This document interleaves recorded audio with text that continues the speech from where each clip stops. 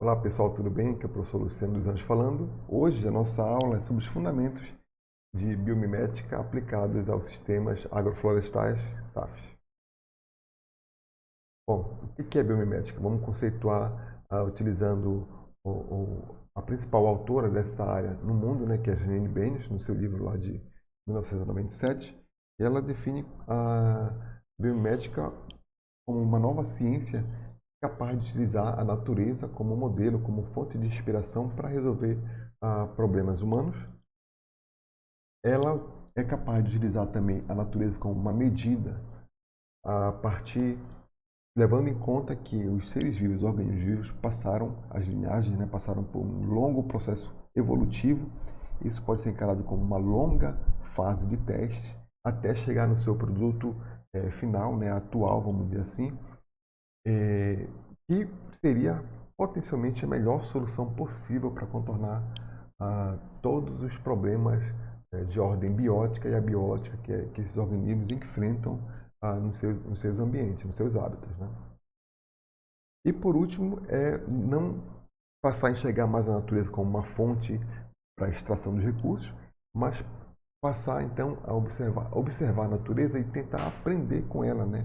Já que ela tem muito a nos ensinar por conta desse longo processo e dessa longa experiência que ela acumulou ao longo desses quase 4 bilhões de anos de evolução. Bom, aqui tem umas potenciais aplicações, mas também já pensando em algumas aplicações práticas com esse conceito de biomimética. Bom, primeiro esse aqui é um dos mais clássicos, mais conhecidos, que é a questão do problema que o pessoal que construiu o trem-bala, né, tinha aqueles trens de alta velocidade. O nome é trem-bala exatamente porque a forma do trem era parecida com uma bala mesmo, uma bala de revólver. No entanto, tinha problema muito grande com turbulência quando saía de ambiente de túnel para ambiente de área aberta, né? E essa turbulência gerava um grande desconforto auditivo, né, nos passageiros. Uma potencial solução foi pensada e realizada a partir da observação dessa ave aqui, que é uma espécie de um martim, da família do martim pescador. É uma ave que transita muito bem entre o espaço aéreo, né, e o espaço aquático, né, já que eles mergulham para procurar suas presas. E eles notaram que a forma do bico desse martim pescador aqui, ou desse parente do martim pescador, ela tinha a forma perfeita para fazer essa transição entre esses diferentes ambientes, né, e com isso diminuir significativamente a turbulência. Então foi a partir da observação dessa ave que eles conceberam então a nova forma da frente, vamos dizer assim, dos trens de alta velocidade. Uma outra abordagem também é relacionada à produção de energia eólica, né, a partir dessas grandes hélices, né, que em geral estão situadas no litoral, pela quantidade de vento. A gente precisaria então de uma quantidade mínima de vento para mover essas pás, né? No entanto, a partir da observação da nadadeira de uma baleia, por exemplo, eles observaram que existiam umas estruturas lá que diminuíam muito a resistência do nado da baleia quando ela dentro da água, né? E essa mesma ideia, que essa mesma forma, foi aplicada nessas pás, né, para diminuir exatamente essa resistência do ar e utilizando menos vento, né, para mover essas pás. E a partir disso, começar então a produzir energia eólica, né, a partir de uma quantidade menor de vento, por exemplo. Essa aqui é uma abordagem também baseada mais na forma aerodinâmica, por exemplo, dos falcões, né, que são desenhados, alcançam altíssimas velocidades, basicamente planando, né, sem precisar bater as asas, alcançam essas altas velocidades só em função da sua aerodinâmica e que, no caso, a própria forma foi utilizada como uma referência, vamos dizer assim, para conceber um projeto de uma ave um avião supersônico, por exemplo. E aqui tem outros exemplos da aerodinâmica, né, inspirações da, da forma das asas dos aviões, né, ou mesmo em diferentes ambientes, tanto em ambiente aéreo ou quanto em ambientes aquáticos, podem ser úteis para, então, reduzir essa resistência desse ambiente, né, aquático ou o ambiente aéreo sobre a forma, produzindo assim, ou melhor, gastando menos energia para garantir o voo, no caso dos aviões. E também, aqui numa questão mais de esforço para utilizar um sistema de proteção para os seres humanos, né, pode utilizar esse caracol, vamos dizer assim, para desenvolver um capacete que seja mais resistente, né, a partir da concepção da forma de uma concha, de um gastrópodo, por exemplo, né? Então, baseado na forma e na função, a gente pode conceber também, ou foi concebido, a forma e função para a proteção dos seres humanos a partir da construção de um capacete. Então, eles têm várias aplicações práticas, né, que foram feitas a partir da observação dos padrões da natureza, né, das próprias espécies, no caso aqui, espécies em particular, algumas espécies.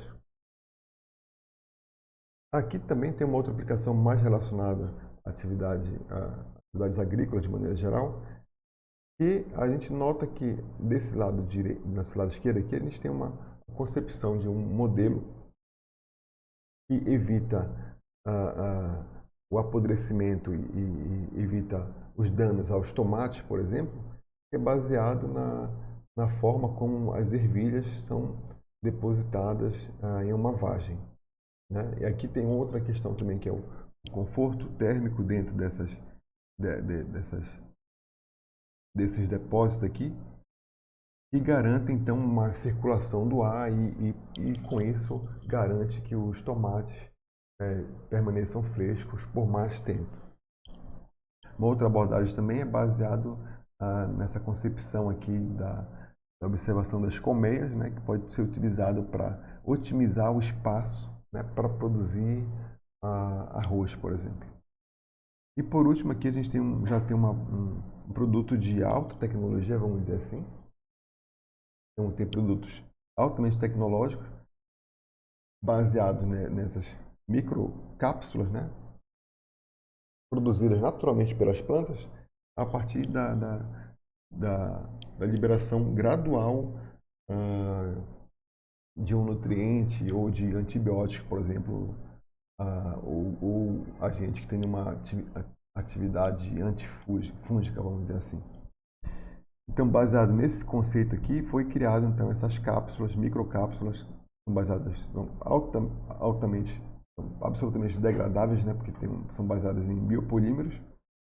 E dentro dessas microcápsulas a gente tem peptídeos microbianos, né, ou antimicrobianos, e também pode ter, por exemplo, moléculas de nutrientes que são essenciais para as plantas. É isso colocado em um ambiente agrícola pode ser bastante útil para, então, reduzir os danos provocados por pragas ou então pela deficiência nutricional. Bom, mas isso eu estou pensando, na maioria das vezes, aqui os exemplos que eu mostrei, colocando como espécies individuais que serviram de inspiração. Mas como é que a gente faz? Ou a gente pode utilizar um ecossistema como uma referência, como um modelo para resolver um problema, por exemplo, de produção de alimentos ou produção de conforto térmico ou produção de algum serviço ecossistêmico. Eu posso sim mimetizar um ecossistema. E utilizando o nosso padrão aqui do clima tropical e dos ecossistemas que naturalmente ocorrem nessa região, nessa faixa tropical, a gente observa aqui, na faixa tropical, a gente tem sobretudo esse tipo de bioma, né? Bioma de florestas úmidas, e que esse bioma aqui não está aqui por acaso, né? A gente tem que levar em conta que a gente ocorreram mudanças significativas ao longo do tempo geológico e que a gente tem, vamos dizer assim, do ponto de vista evolutivo, a gente tem a melhor solução para a utilização da quantidade de nutrientes, para a quantidade de radiação solar, para a quantidade de água, em termos produtivos, né? Em termos de produção de biomassa. As florestas tropicais, elas são a melhor solução para essa faixa tropical, para esse clima dominante aqui. Então aqui a gente pega como exemplo aqui a região de Andagoia, na Colômbia, que a gente tem um padrão de altas temperaturas, um padrão de altos níveis de precipitação também, ao qual a gente consegue delimitar elas delimitar elas de maneira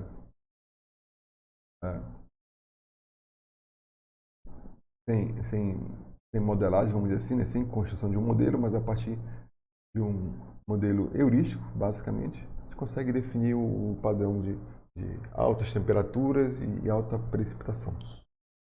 Então, esse slide aqui é importante porque a gente vai mostrar para a gente qual tipo de ecossistema a gente deveria mimetizar exatamente onde a gente está, na Amazônia. E a gente sabe atualmente que uma boa fração das terras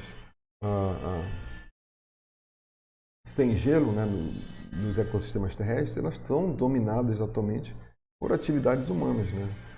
Tanto que a gente já tem um novo conceito, ao invés de chamar bioma, a gente já chama de antroma, porque já são ambientes que têm uma forte pegada da espécie humana, né, com fortes modificações, sobretudo relacionado à questão da densidade populacional em ambientes urbanos, mas também, sobretudo, relacionado aos ambientes que são utilizados para a produção de alimentos, né? No caso das áreas rurais e agrícolas.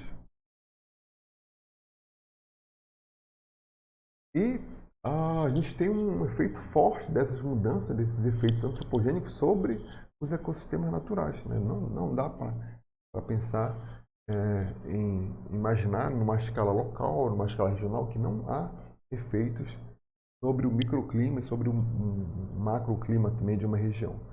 Por exemplo, aqui combinando desse gradiente, né, de uma vegetação natural para um aumento da intensidade da utilização dos recursos naturais aqui, a gente nota que, por exemplo, agricultores em pequena escala, né, a modificação das paisagens tem a capacidade de, por exemplo, promover o aumento da temperatura em aproximadamente 1,8 graus, né, e uma redução da evapotranspiração de 10%.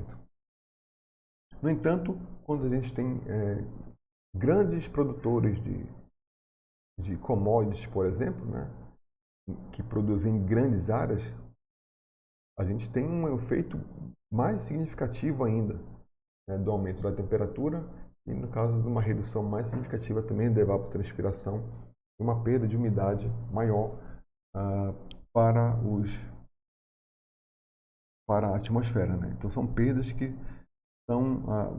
passam a ser acumuladas, né? E essas modificações vêm transformando, então, os sistemas de produções terrestres. Bom, então, nesse conceito todo que eu já mostrei, utilizando uma floresta nessa faixa tropical para mimetizar, a gente precisa definir o que é um sistema agroflorestal de maneira direta e objetiva. Um sistema agroflorestal, que é um sistema de produção baseado na atividade humana, combinado com um sistema natural, a gente pode chamar de um nome coletivo para sistemas de uso da terra e tecnologias em que plantas lenhosas, perenes, né, ou seja, árvores, arbustos, palmeiras, bambus, são deliberadamente usadas na mesma unidade de manejo de culturas agrícolas ou também combinado com os animais, ambas na forma de arranjos especiais ou sequências temporais. Então, pensando em um sistema agroflorestal para a região amazônica, obrigatoriamente a gente vai ter que ter vai ter que ter árvores, né? Vão ter que ter arbustos, vão ter que ter espécies lenhosas e perenes para a concepção do sistema agroflorestal tem que haver essa ideia, porque a gente quer exatamente imitar ou chegar ao mais próximo possível do que seria um ecossistema natural. E nos sistemas agroflorestais existem ambas as interações, tanto ecológica quanto econômica.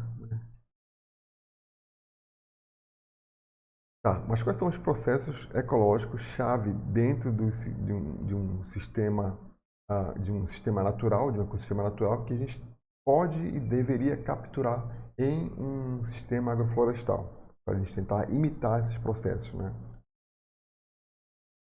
Aqui a gente tem uns componentes funcionais de um ecossistema natural, né? Primeiro a gente tem aqui as entradas de nutrientes e energias, né? E esse fluxo ocorre entre esses componentes.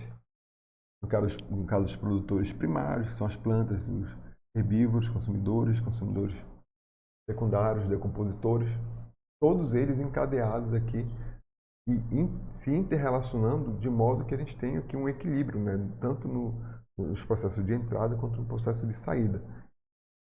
E a gente tem uma quantidade bem menor de perdas, né? A gente tem uma perda aqui de nutrientes relacionado ao solo, tem uma perda aqui também de nutrientes relacionados aos decompositores. Mas aqui é um sistema fechado, vamos dizer assim, onde a gente tem um processo de retroalimentação ou um processo de autorregulação do ecossistema natural. Por outro lado, a gente tem, em um ambiente de agroecossistema, né, tradicional, vamos pensar assim, ou baseado ou convencionado na Revolução Verde, a gente tem outros elementos aqui que são distintos quando a gente compara um ecossistema natural. E esses outros elementos acabam por adquirir pesos diferentes também. Por exemplo, a gente tem, novamente, como base, né, a radiação solar como principal fonte de luz, né, para os sistemas vivos. A gente tem a atmosfera, que promove, então, ou permite, então, a absorção do CO2, por exemplo, que é um elemento essencial para as plantas, assim como a chuva, né, isso afetando as plantas que são cultiváveis, as plantas domesticadas, né, e também afetando o solo. Só que aqui desse outro lado direito a gente tem uma quantidade, uma interferência humana bem significativa, né, tanto em termos de energia quanto em termos de nutrientes. E esses inputs humanos acabam por promover além dos inputs humanos, né, como parte dos insumos para a produção agrícola, a gente também tem as perdas que estão relacionadas ao consumo pela espécie humana, né, e também a questão dos mercados. Então a gente tem mais perdas significativas também. Aqui, sobretudo aqui é uma válvula de escape do sistema, vamos dizer assim, que promove a perda tanto de energia quanto de nutrientes, que são os mercados e o mercado consumidor e o consumo pelos seres humanos. Então a gente tem aqui um sistema que ele tem uma complexidade, no entanto a gente tem um nível maior de perdas em relação ao ecossistema natural. E se a gente for promover, fazer uma avaliação da sustentabilidade de um sistema, de um agroecossistema, ou de um sistema convencional baseado em técnicas da Revolução Verde, a maioria deles não consegue ser um ciclo fechado, um ciclo que tenha um equilíbrio, um ciclo que seja autorregulável, né, e autossustentável. Então aqui a gente tem os 3 tipos fundamentais de usos de cobertura vegetal e uso da terra, aqui que são importantes para esse tema.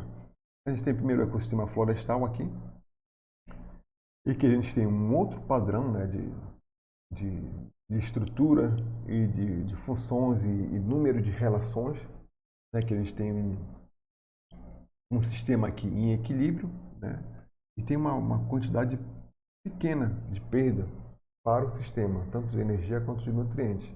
Isso em função da questão da proteção dos solos, da questão da absorção e sequestro do carbono, da questão da manutenção de condições microclimáticas mais favoráveis para, por exemplo, para serrapilheiras, para os micróbios, macro e microfauna, solo também.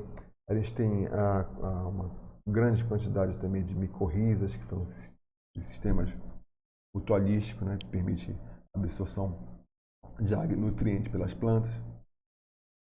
E a gente tem aqui um sistema completamente em equilíbrio, né, autorregulável, que poderia persistir por quanto tempo for, enquanto houver condições ambientais favoráveis.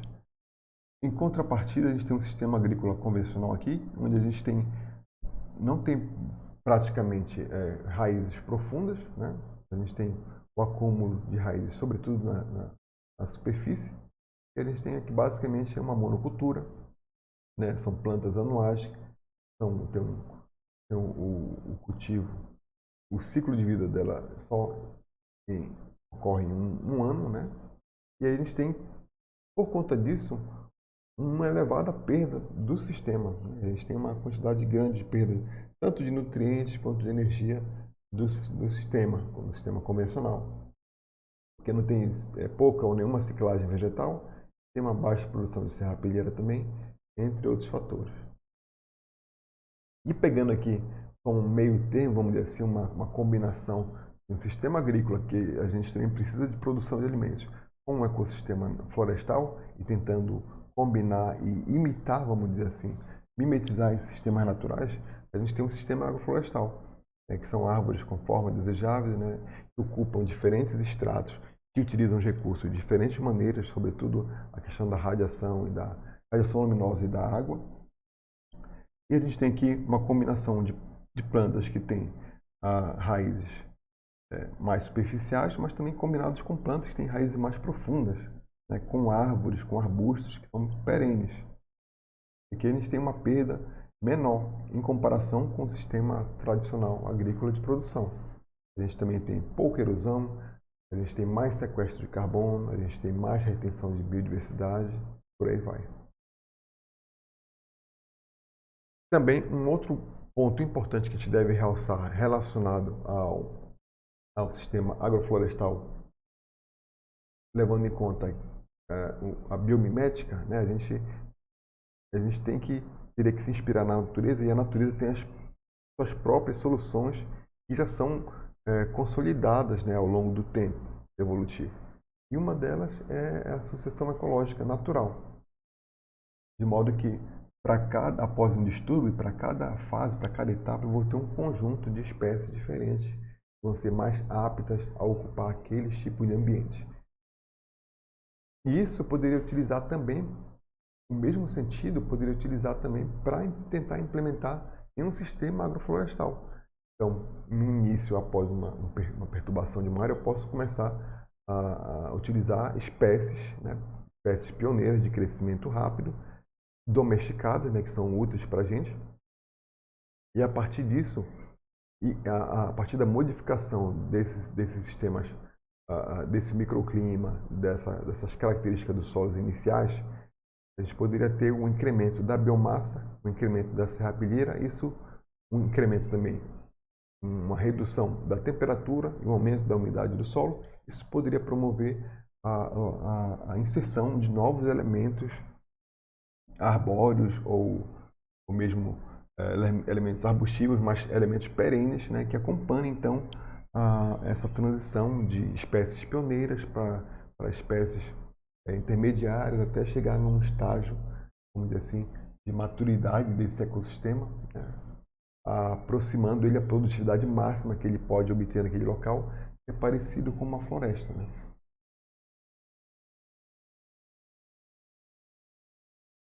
Um outro ponto que eu chamo a atenção é essa questão da disponibilidade da razão dos recursos dividido entre as espécies, né?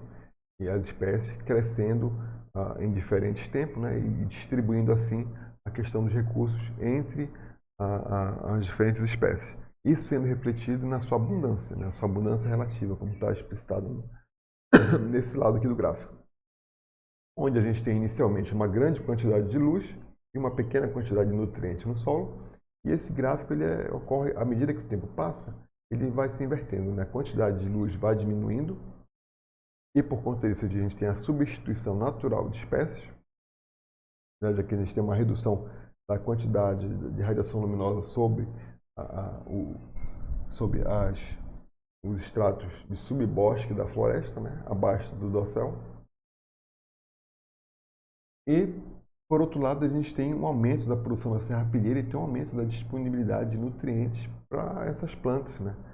Então, a gente tem aqui uma redução da luz, em contrapartida, a gente tem um aumento dos nutrientes assim que, à medida que o tempo vai passando, né? Então, a gente tem que pensar que para cada espécie de planta, tendo ela uma característica de espécie pioneira ou uma espécie tardia, ela deve ser inserida em um sistema agroflorestal, levando em conta essas mudanças também ambientais dentro do sistema. Então, essa hipótese da razão dos recursos, ela pode ser útil para a gente prever qual espécie eu deveria utilizar em cada momento, em cada fase, vamos dizer assim, de um sistema agroflorestal.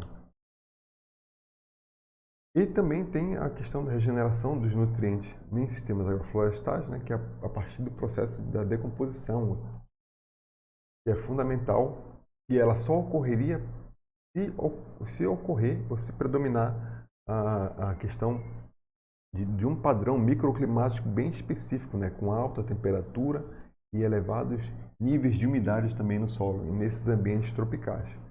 Então, essa combinação ela é perfeita então, para promover a decomposição e fechar esse ciclo, né, tornar esses nutrientes decompostos a partir da serrapilheira disponíveis novamente para as plantas do sistema.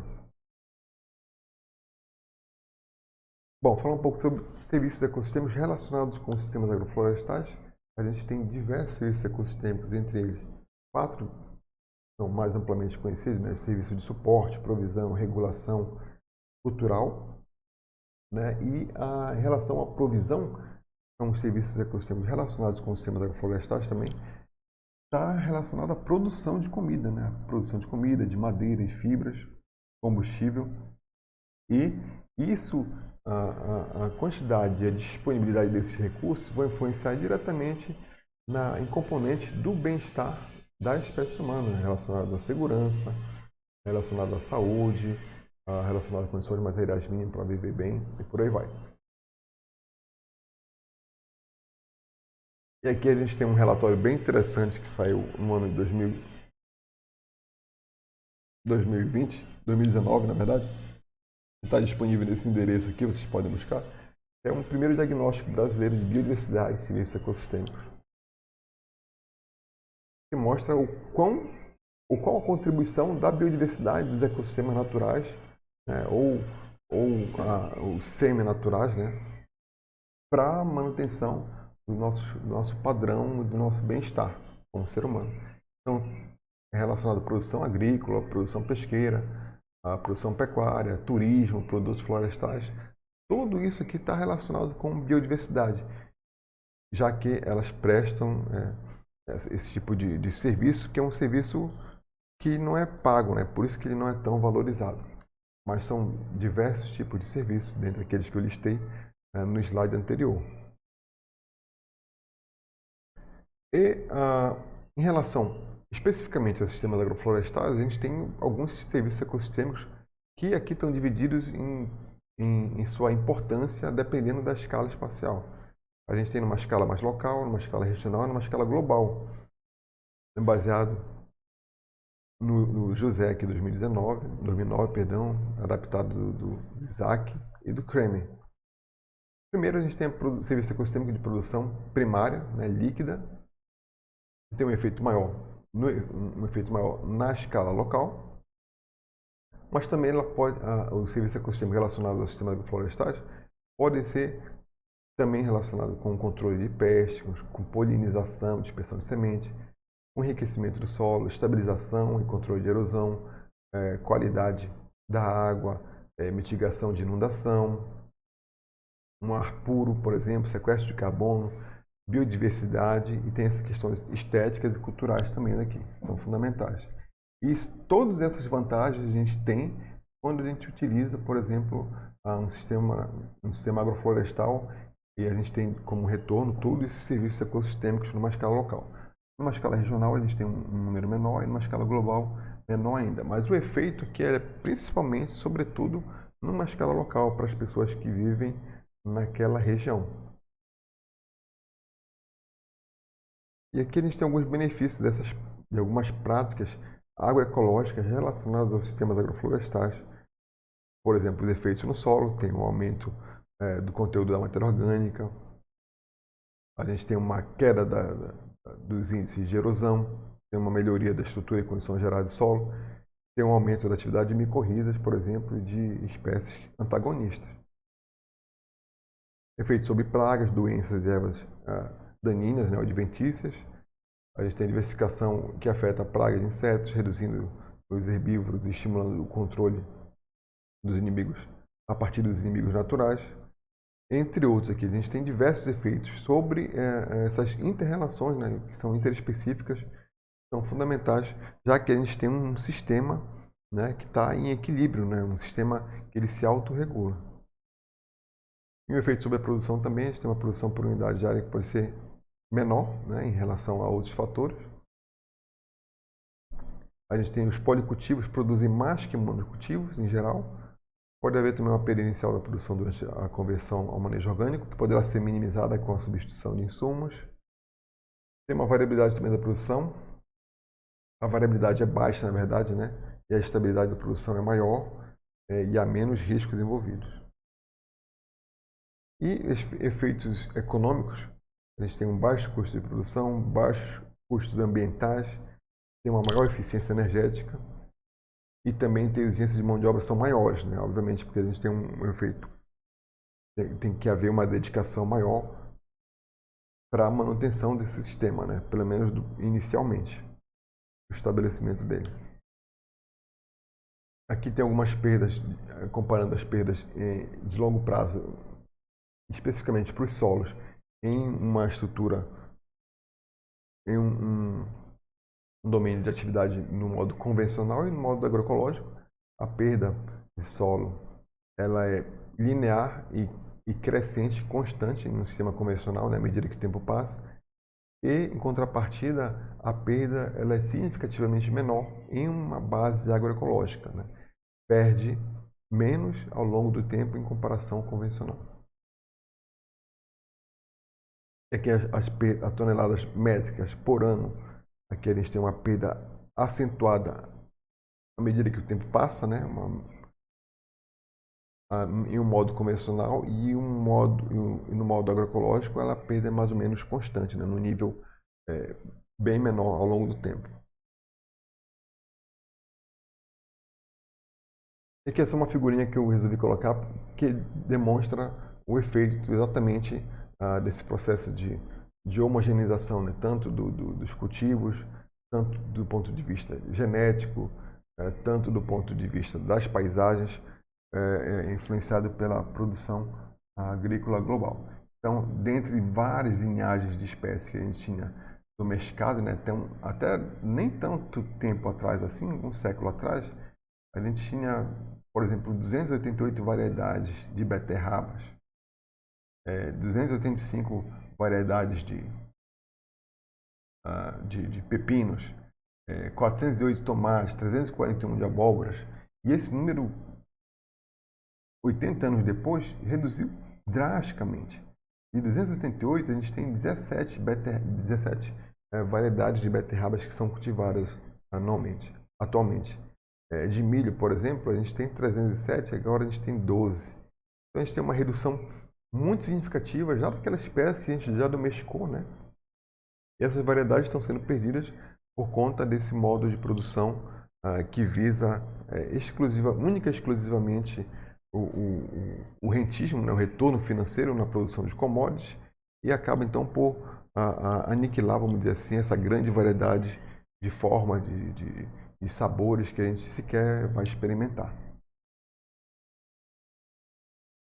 Em relação aos sistemas agroflorestais na Amazônia, saiu uma revisão recente que eu vou mostrar daqui a pouquinho, mas a gente começa primeiro lembrando do quintal da casa das nossas avós ou das nossas bisavós, lá no interior, quando a gente ia visitar ela na sua cidade.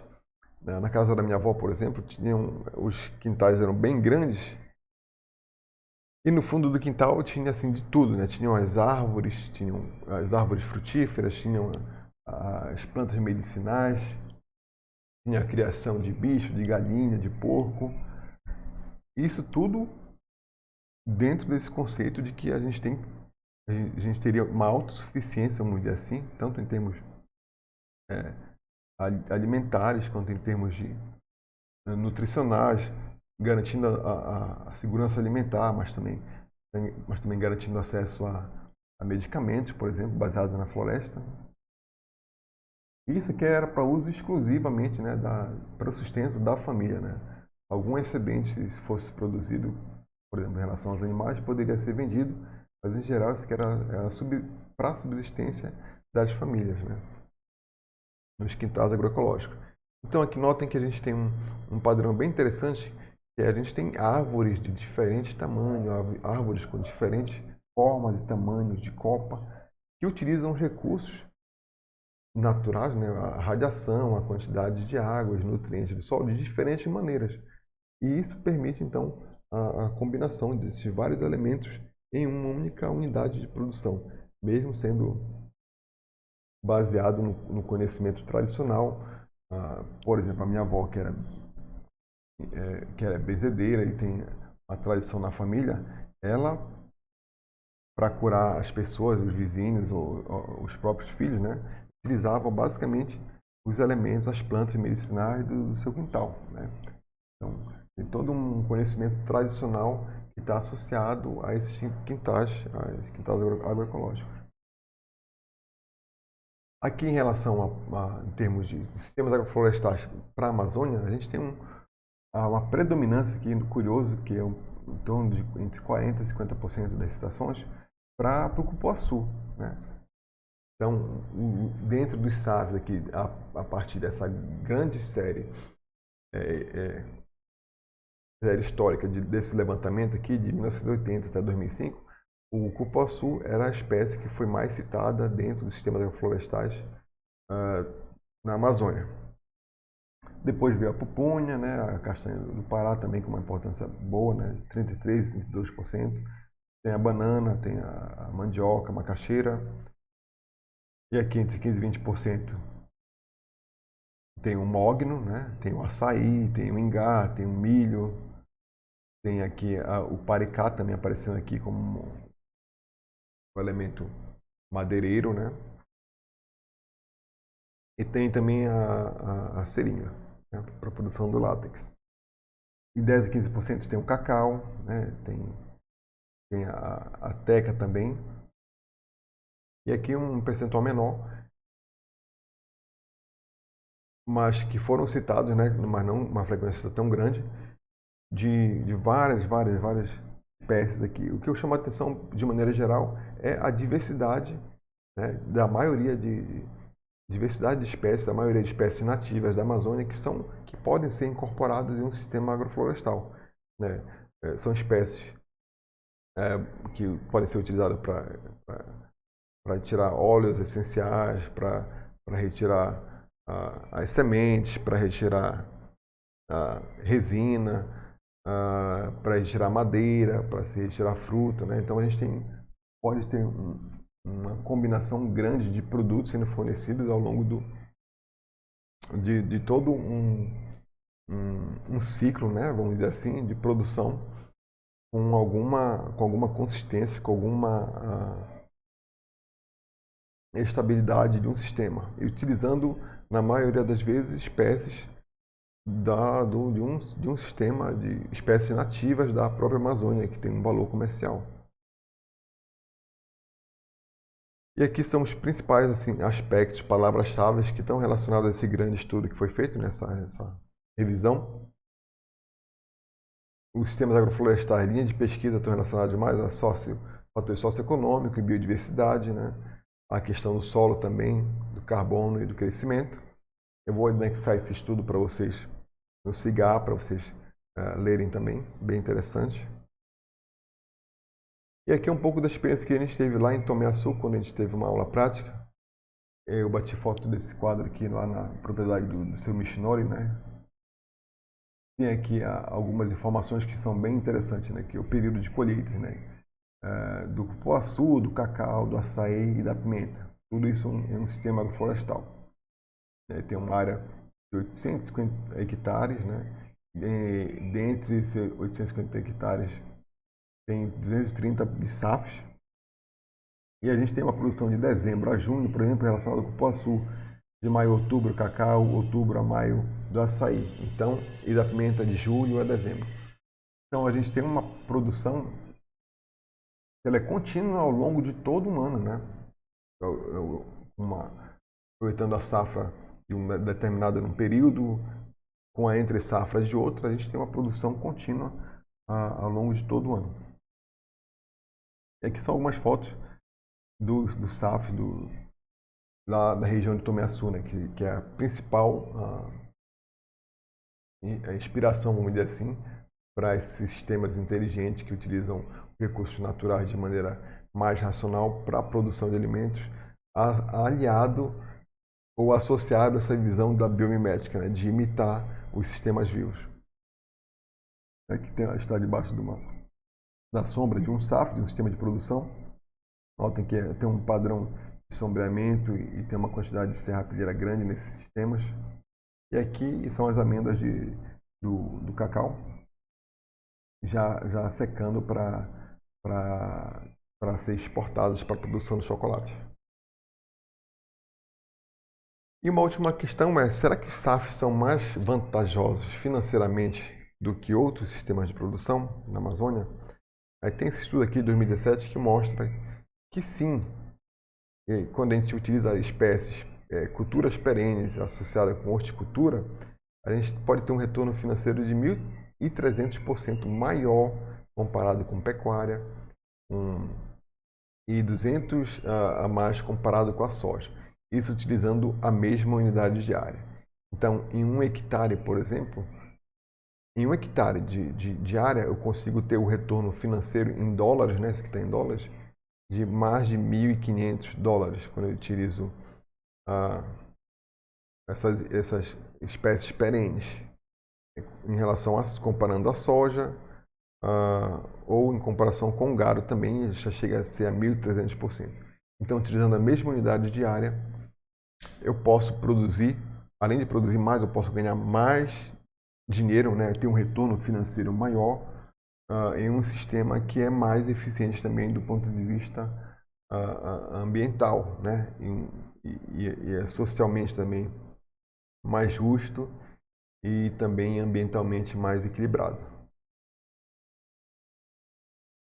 E aqui a gente tem uma definição das diferentes paisagens, né, em termos de intensidade de utilização dos recursos, né, que numa paisagem mais artificial e controlada pelo ser humano, na direção de paisagens mais naturais e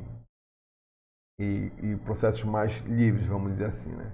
Então, dentro desse espectro aqui de ambientes controlados e artificiais, a gente tem os ambientes urbanos e industriais, né, como sendo mais controlados pelo ser humano. E aqui eu chamo a atenção para a agricultura tradicional, que está em torno, está nessa faixa aqui mais à direita, né, que são os padrões mais naturais, né, e está nessa faixa intermediária dos processos que são dependentes da espécie humana, né? Então aqui a gente tem uma posição bem interessante que a gente pode assumir que são os sistemas agroflorestais aqui.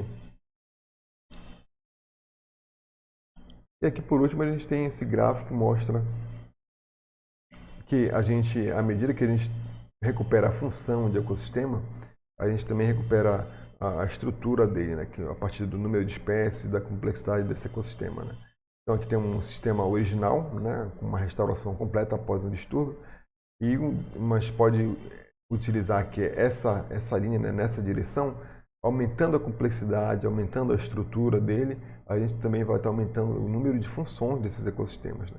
E chegando à proximidade do ecossistema natural, original, a gente vai também estar alcançando ou maximizando ou otimizando a utilização dos recursos naturais. Vai estar tirando o máximo que aquele local pode oferecer para a gente, isso tanto em termos econômicos, né, mas também sobretudo em relação à conservação e manutenção da biodiversidade e dos ecossistemas naturais. Bom, obrigado pela atenção. Essa foi a aula de hoje. A gente se encontra semana que vem. Abraços. Tchau.